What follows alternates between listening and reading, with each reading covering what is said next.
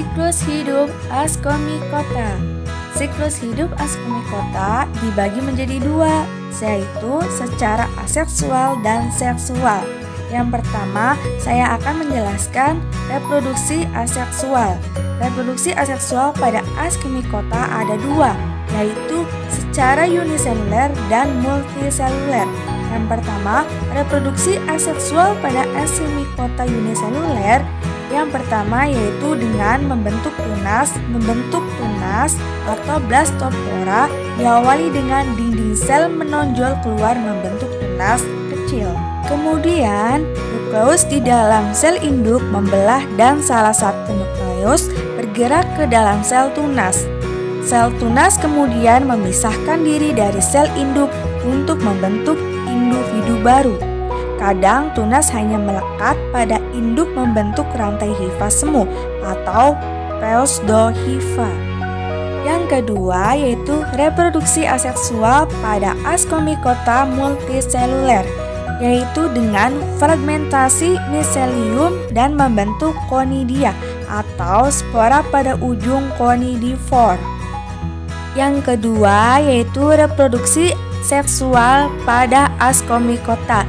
Yang pertama, pembentukan ascospora di dalam ascus. Dari dua hifa berlainan, jenis saling berdekatan. Salah satu hifa membentuk alat kelamin jantan atau antheridium, dan hifa lainnya membentuk alat kelamin betina atau ascogonium. Setiap jenis kelamin punya inti haploid. Pada ascogonium tumbuh trikodin atau menghubungkan archegonium dan antheridium. Yang kedua, plasma pindah dari antheridium ke ascogonium atau plasmogomi.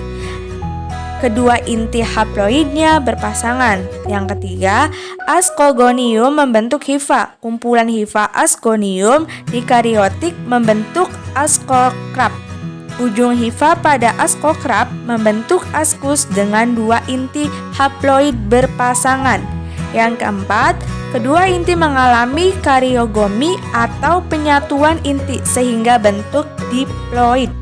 Yang kelima, diploid mengalami meiosis membentuk 4 inti haploid. Yang keenam, masing-masing membelah secara mitosis. Yang ketujuh, di dalam ascus terdapat 8 inti haploid.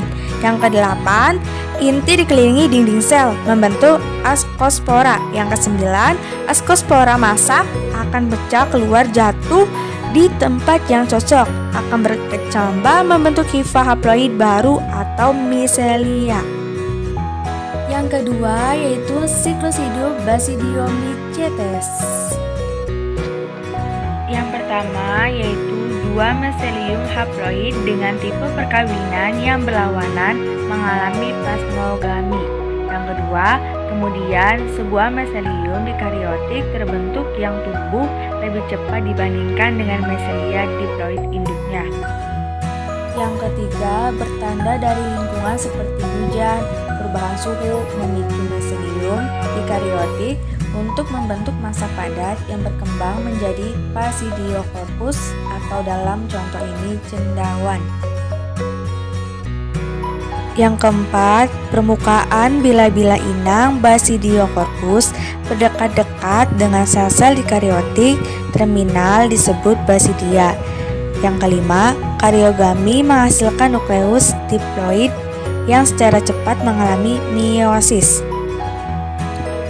Yang keenam, masing-masing nukleus diploid menghasilkan 4 nukleus haploid. Masing-masing basidium menumbuhkan 4 penjuluran dan 1 nukleus haploid memasuki masing-masing penjuluran itu dan berkembang menjadi sebuah basidiospora atau SEM. Yang ketujuh, ketika matang, basidiospora itu didorong perlahan atau dengan gaya elektrostatik ke dalam ruangan antara bagian bawah. Setelah spora itu jatuh di bawah tundung, mereka akan disebarkan oleh angin. Yang terakhir atau yang kedelapan, pada lingkungan yang menguntungkan, basidiospora berkecambah atau germinasi dan tumbuh menjadi meselium haploid yang berumuran pendek. Terima kasih, semoga bermanfaat.